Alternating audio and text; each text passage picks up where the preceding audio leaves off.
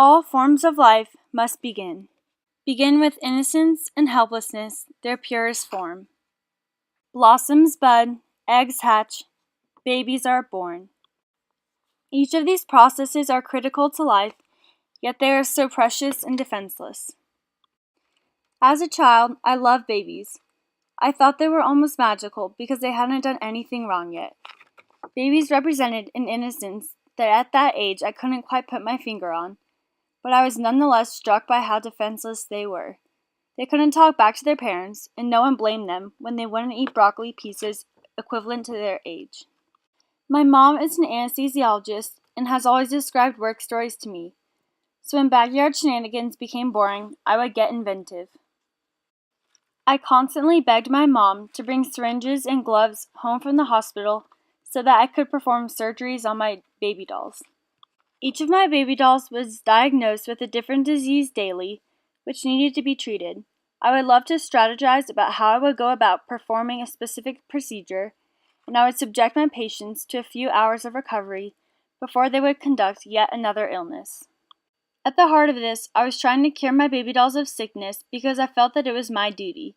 At a young age, I was already infatuated with how medicine works and saves lives. We're all asked what we want to be when we grow up, pretty much from the time we are old enough to speak, and the question never really stops being asked. It's when you hear which kid in your kindergarten class wants to be president.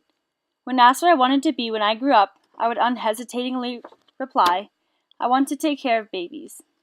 To this day, my answer to that question has remained the same. I want to help these innocent lives, to help those who are completely defenseless from what life throws at them. I believe that it would be tremendously rewarding to help innocent lives that come into this world already struck by one of life's curveballs. While I have matured from performing fake operations on baby dolls, I still marvel at modern medicine through my science classes in high school and here at CU, which is why I'm majoring in molecular, cellular, and developmental biology. I love to learn about how our bodies are incredibly complex, from varying heights to varying DNA sequences. It's fascinating how just the slightest error in a DNA sequence creates a lifelong crippling disease.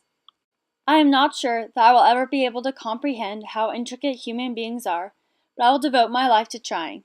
My science classes are leading me onto the path towards medicine and helping others, the path where I can live out my dream. I have been incredibly fortunate to have my mom as a role model in medicine.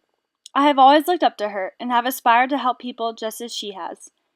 As a child, I loved to listen to her describe her incredible job, how she spends much of her time saving the lives of others, and I want to do the same. Similarly, I want to spend my time helping innocent babies, the semi-equivalent of baby dolls, who can't handle life's obstacles by themselves. Life is fragile and precious, especially right at its beginning, when it is young and defenseless. I believe that through medicine, I can protect the innocence of the beginnings of life.